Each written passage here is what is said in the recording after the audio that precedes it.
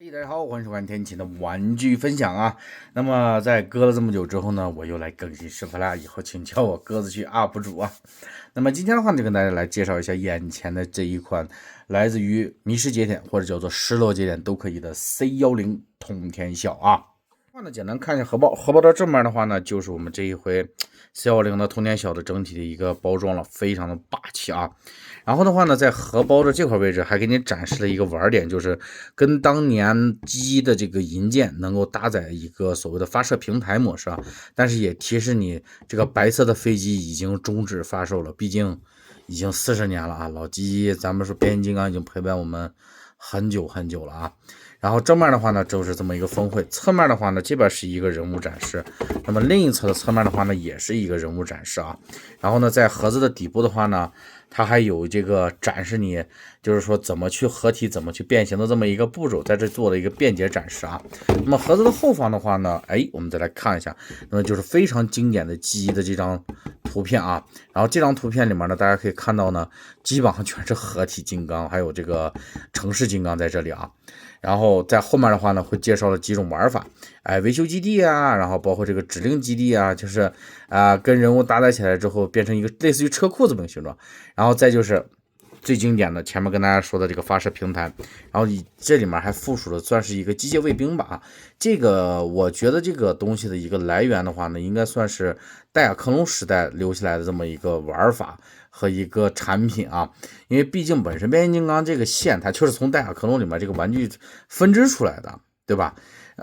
但是我也请大家就是说有知道这个人物的准确出处的啊，那给我科普一下。那么在弹幕也好，或者是最好是在评论区啊，我也是能看得见的。然后给大家就是说给我就是说讲解一下这个东西的具体来源啊，谢谢各位啊。那么整体的荷包的话呢，我们也就是这样子了。外包的话就是这样子，内包的话呢，我们也来简单看一下啊。内包就是一个泡沫塑料，然后正常的话呢，你刚买回来的话呢，它会有2层塑料纸，这块搭一层，这块搭一层，然后它把整个玩具固在里头。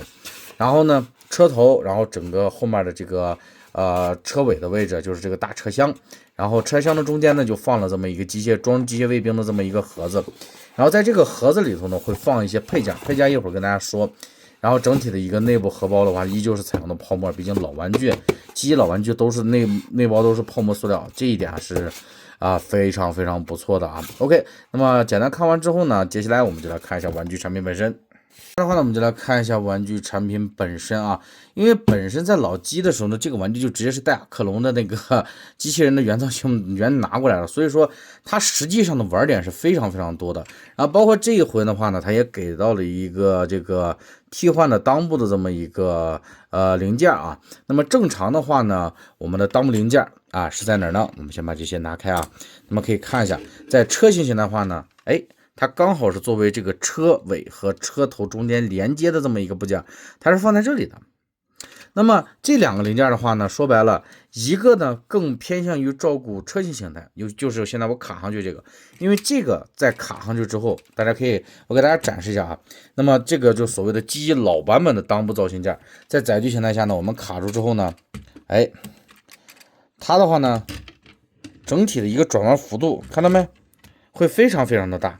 整个车头的话呢，左右的一个转动范围可以达到几乎说是整个横向来回的话，也可以有差不多180度的这么一个旋转吧。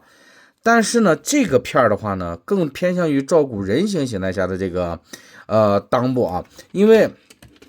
它人形态下这个裆部的话呢，老版本这个是多出来这么一块在下面，所以说你就会感觉下面多了个东西。而这个新版本的话呢，它下面是没有多出来这块，而是把中间这个地方直接掏空的。但是我给大家放在这儿啊，一比较大家就明白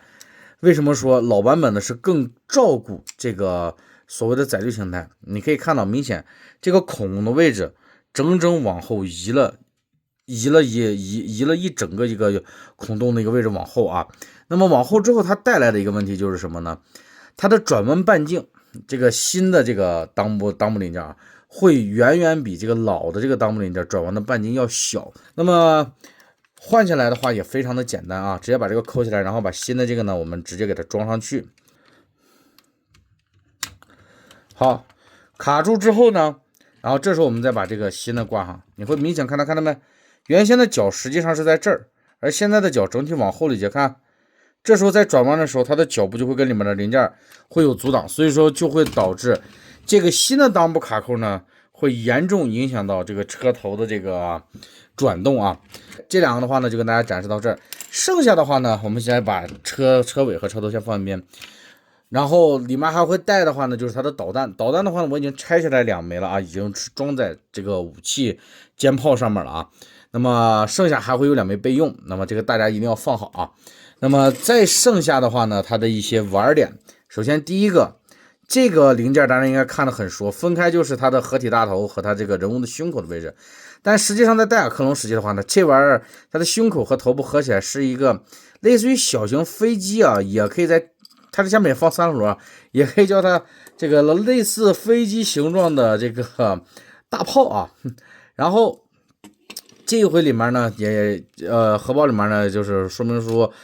里面也介绍这个说的是带了这么个机械卫兵，然后同时呢这块也会有个小人偶在这啊。那么这个也算是戴亚克隆时期流传下来的啊。那么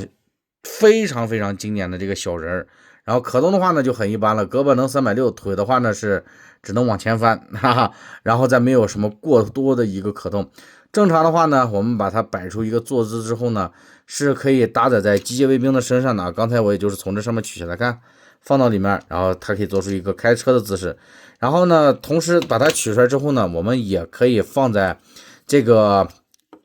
类似于小飞机的这个零件的这个里头啊，然后给它塞进去，然后也可以形成一个驾驶的姿势。我们再把这个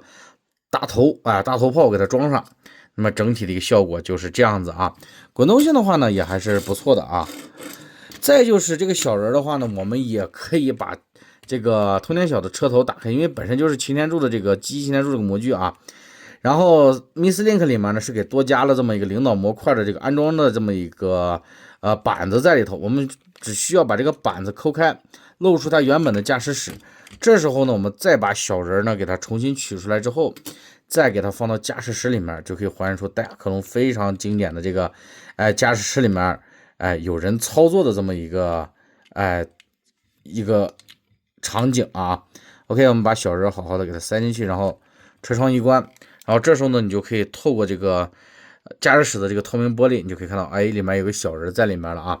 OK， 那么整体的话呢，这个小人的一个玩点呢，也就跟大家简单的就说到这里了。然后这一回的话呢，再把它的这个领导模块这块这个板子重新安上。从上一个安天允到这一回的通天晓啊，那么所有的领导模块呢，现在就全变成塑料的，再没有金属的了。而且这一回通天晓的这个卡的还算是蛮松的，稍微一磕一碰它就会掉下来。所以说大家玩的时候呢，尽可能注意一些，别玩着玩着这个领导模块飞了啊。OK， 那么这样子的话呢，整体就是我们的这个武器配件啊，包括它的小人偶的一个介绍啊，再加上它的这个裆部零件的一个介绍，就是这些了。那么接下来的话呢，我们就进入它的一个玩点。那么首先的话呢，就是我们的这个机械卫兵。机械卫兵的话呢，是可以变形的。那变形的话呢，也很简单，把车头从中间分开，往两边打开之后，打到头，然后将2个轮子完全冲到这个下方。这时候再借助关节给它向上翻。它的内侧这个位置是有一个凸，上面有个凹，给它卡进去。这边也是卡上，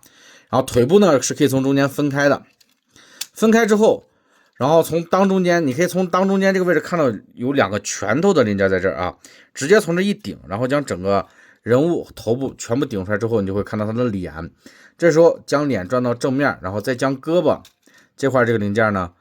调整一下，然后这个胳膊的变形呢，它不是往外翻，它不是说错了，它不是抓住胳膊之后呢向上翻折，你从后面看，它不是往上翻，而是往下翻，没错，它是向下翻出来的。翻出来之后呢，整个旋转180度，这边呢也是同理，给它旋转180度，转出来之后，这个肩膀的侧面的位置还有一个转轴，再将肩膀往两侧打开，然后这时候我们将胳膊整个头部慢慢往下放，然后后面的这个肩胛呢再往开打开之后，这时候将胳膊抬平，抬平之后，你就会看到它的内侧这块是有一个凹槽的，对应后轮这个位置有个凸，那么凸和凹之间做一个结合，另一侧也是将胳膊整个抬平，打开，然后这块的凹槽，那么对应它侧面的凸起，我们给它卡住。卡住之后呢，那么它的肩膀这个地方并不是像大家看到的，非常的记忆啊，就感觉没什么可动了，并不是，它这块还有一个卡位点在里面，我们这时候需要将胳膊轻轻的往外打开一点，打开一点之后呢，再将它轻轻的放下，看到没？再轻轻的放下，这边也是稍微肩膀打开点，然后把这边轻轻的放下来，看到没？这时候我们的胳膊就能够侧平举，而且呢还能单独的360度旋转了。而且胳膊呢这块还有一段关节是可以把它往外整体拉出来的，拉出来之后呢，它的胳膊就可以进行弯折了。那么这样子的话呢，我们的机械卫兵就算是整体变形完成了。正常的情况下的话呢，它是拿着通天晓，不论是这个合体模式或者是非合体模式下这把枪啊，基本上就是他一个人拿着呢。然后这样子的话呢，我们的一个机械卫兵的一个变形就算是大功告成了。那么剩下的话呢，不是又说成擎天柱了，因为这个本身就擎天柱的记忆模具啊。那么整体的一个变形的话呢，大家应该就很熟悉了啊。首先胳膊这块往外拉一下，整体往外拉开，然后往前翻，然后呢手翻出来，唯一跟机翼的区别就是拳头内置了啊。那么这边也是把拳头翻出来，然后肩膀往前打，一点一点转，头翻出来，腿部从下面看，抓住往两边分开，然后呢腿往前打直，然后呢脚底板往前翻。那么另一侧的话呢，也是脚底板往前翻。好的，翻完之后放在桌子上，调整一下站姿。OK， 我们通天晓的一个本体啊，那么整体的变形就算是大功告成了。那么这时候的话呢，你也可以将我们机械卫兵握的这把枪呢，给它暂时握上也行，或者不握就单纯这么把它放着也都是可以的啊。那么剩下的话呢，我们就可以来看一下后面这个大车厢了啊。好了，那么接下来的话呢，我们就来看一下它的一个大车厢啊。其实这就是一个正常运输拉车的那种拖车车厢啊。那么这个大车厢的话呢，在整体的这个非合体模式下呢，也是有几种玩法在这里的啊。那么刚才我们看荷包的时候呢，上面也是介绍了一些。首先的话呢，就是搭载上这个平台之后呢，我们可以将银件或者任意的这个飞行的这个飞机呢放在这个上面，它的后面这个上方的平台可以作为一个起降平台使用啊。这一点也是挺牛逼的。然后第二个的话呢，就是我们将它的这个大炮，我们给它取下来，取下来之后呢，我们需要将它的胳膊，这就是合体形态下的大胳膊，整体就进入一个变形状态，给它折过来。折过来之后呢，再将里面内侧的这两个面板呢，我们也要给它扣回，整个给它就几乎要变成一个就人形合体之后的这么一个状态之后呢，我们将它前面的这个胳膊的位置立起来，立成这样子，腿后面就是这么放着啊，腿后面就这么放着。然后呢，将人物的这个手给它拿出来，然后将他的手拔掉，没错啊，将他的手给它拔掉。拔掉之后呢，我们拿出这个炮，给它插到他的这个手上面。那么另一侧的话呢，我们也是如法炮制，给它插到他这个手上面，然后呢弯折过来，作为这么一个防卫基地的这么一个形式吧啊，在这里。然后它剩下的这些小的这些零件呢啥的，我们也可以给它放在身上啊。那么做一个很简单的展示，其实整体整出来之后就是这么一个样子。然后呢，车型形态下的这个我们的这个通天晓的本体的话呢，就可以把车的话呢停在它的下面啊，停在它下面。这会儿人形形态下的话呢，我们就可以让它站在这个基地上面，然后呢小炮车围绕着这个基地去做一个防卫。那么还有一个呢，就是所谓的维修模式啊，那么这个维修模式的话呢，我们就可以不用到这个炮了啊，把这个炮给它抽掉，然后呢将人整个立起来之后，没错，就是还是这个样子啊。然后我们需要将裆部的这个零件呢给它塞在这儿啊，做一个美化啊，塞在这儿做一个美化。美化完成之后呢，我们将整个肩膀放起来，这时候两级反转，将上面给它捅出去，然后这时候呢，再将下面的这个位置呢，给它简单的做一个调整，哎，做成这种简单的调整，然后这边呢也是同理，转一下，将它的肩膀的位置呢整个捅上去，就几乎进入到一个人形形态，然后呢，将这边的这个手呢给它调整好，放下来，然后再将我们的这个通天小本体放在这儿啊。那么这样子的话呢，一个很简单的维修模式也就大功告成了。那么这样子的话呢，就是我们的车厢跟通天晓在不合体之前的几种玩法和玩点了啊。那么接下来的话呢，说完这些，我们接下来就来看一下正常的我们通天晓的本体和它的大机甲作为一个合体的这么一个变形过程啊。那么接下来的话呢，我们就来看一下通天晓本体跟它的这个后面大车厢整个外附机甲的这么一个，或者叫外附骨骼的这么一个合体过程啊。首先的话呢，我们需要将人物的胳膊头部往回变啊，只是将胳膊给它重新折回去。如果你玩过老鸡鸡的这个通天晓，其实它也是一个过程啊，只不过腿部这里是有所变化的啊。那么腿部这里变成什么样了吗？首先我们需要将腿翻到后面，它这个车挂钩这个位置，这块可以明显看到这块有这么一个面板在这儿，我们需要将这个面板单独给它翻上去之后，将脚部整个向后翻折，就是完全从前面收到后面。那么另一侧的话呢，我们也是同理，将它这块这个面板给它打开，然后向上进行一个翻折，然后再将脚部整个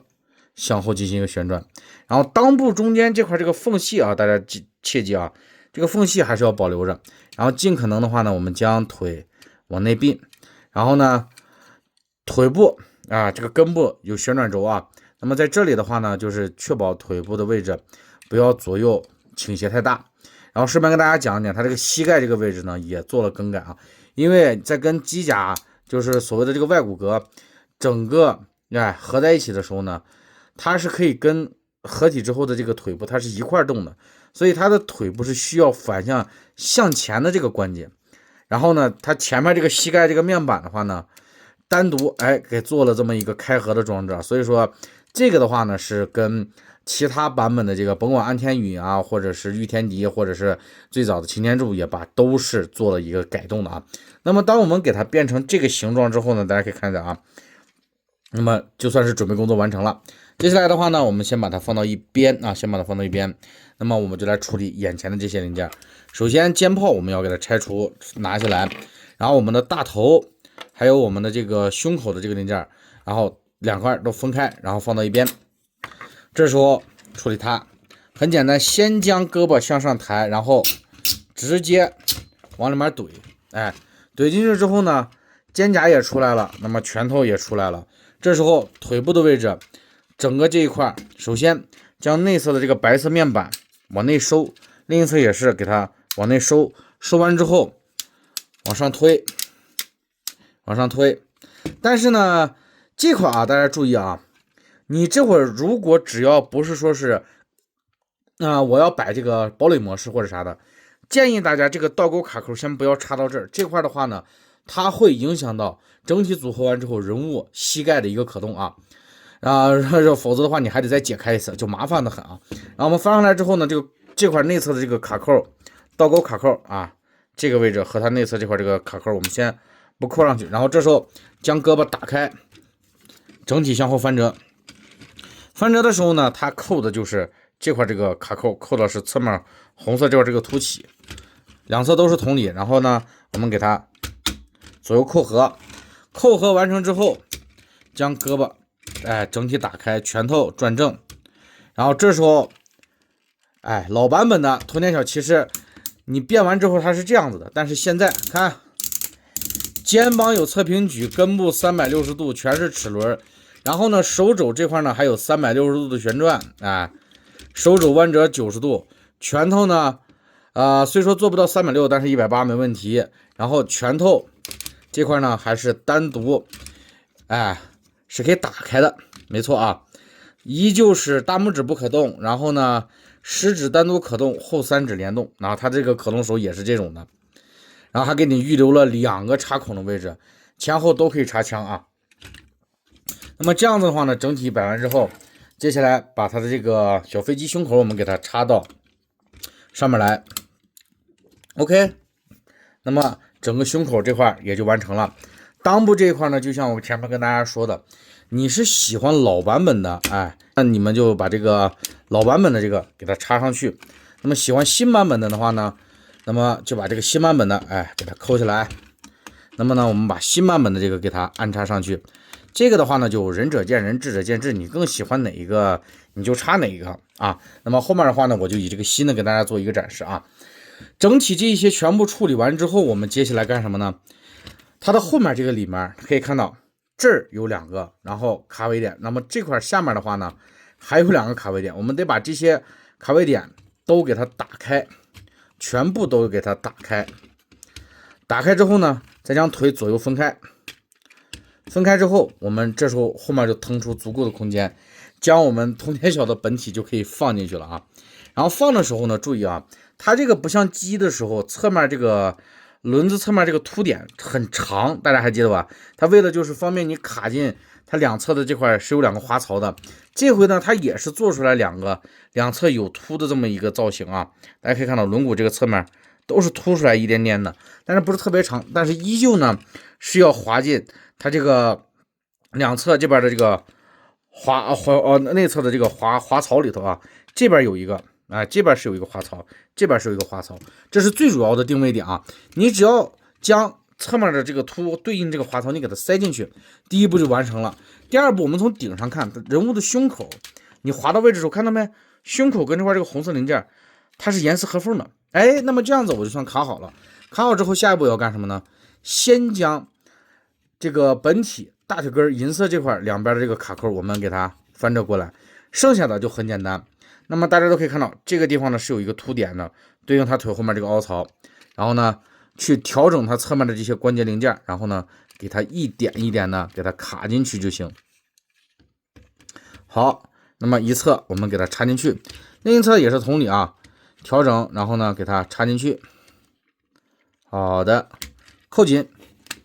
OK 啊，那么大家一直都很期待想看到的我们的这个迷失节点系列的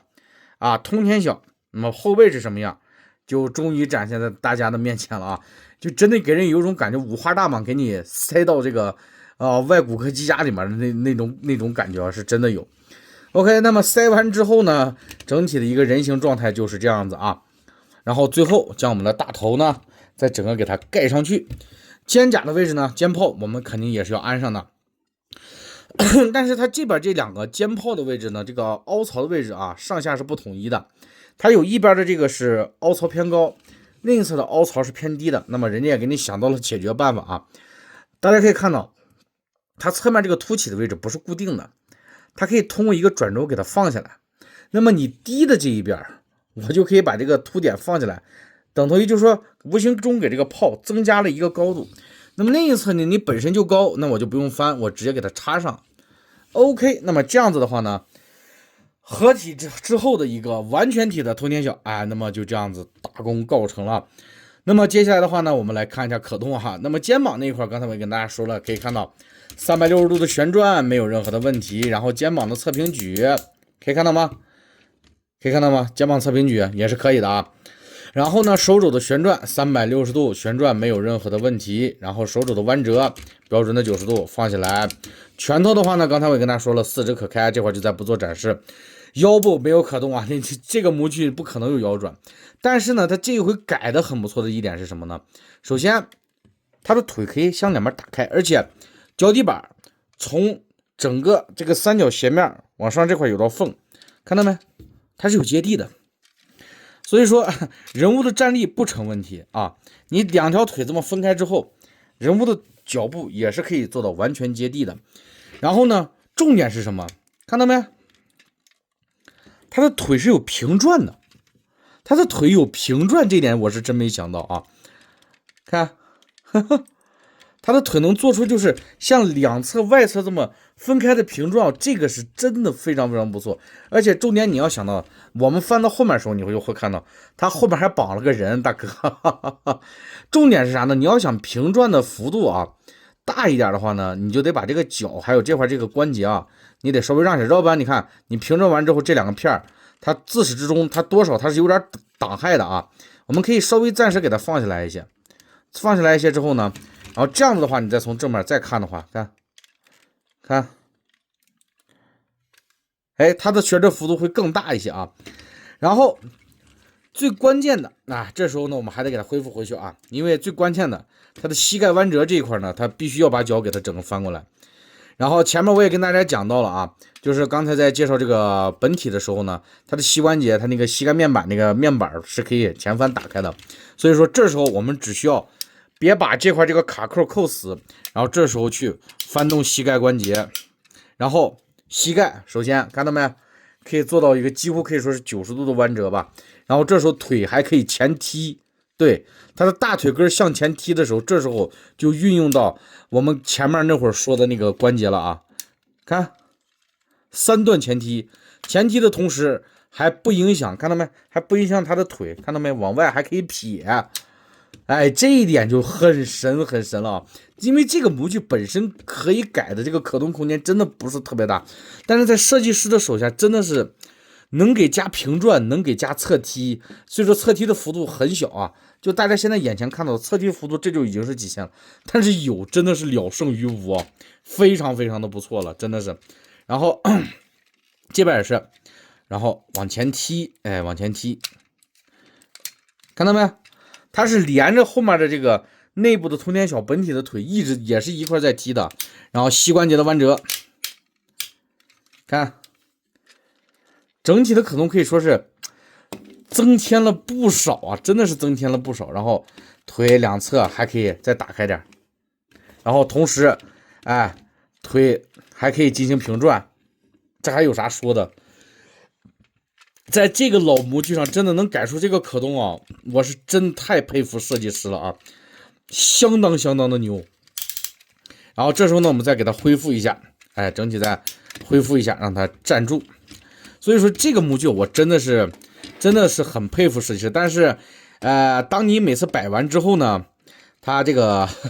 我不知道是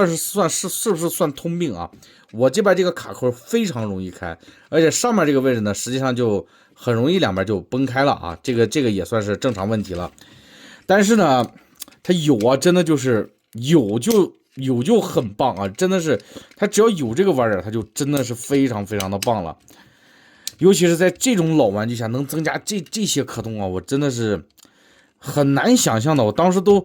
真的很难想到这玩意儿它这个腿到底是怎么去增加可动的，真的实际把玩之后真的很佩服这些设计师啊，太牛了，真的是太牛了。然后呢，还有一个就是现在网上呢，我个人建议，如果你买了快货或者是还没买的，切记啊，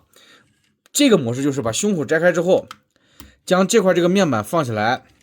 然后将胸口这个零件哎整个往下放，然后就是直接就可以做出展示能源宝这么个状态啊，想法非常的好啊，这个设计也非常的好，但是就出现了一个问题。那么问题在哪儿呢？它车窗侧面会跟它内侧的这些红色零件会有剐蹭。现在大家应该可以看到里面有一个银色的小白点，哎，没错，这个银色的小白点就是被剐蹭之后掉漆的一个杰作啊。所以说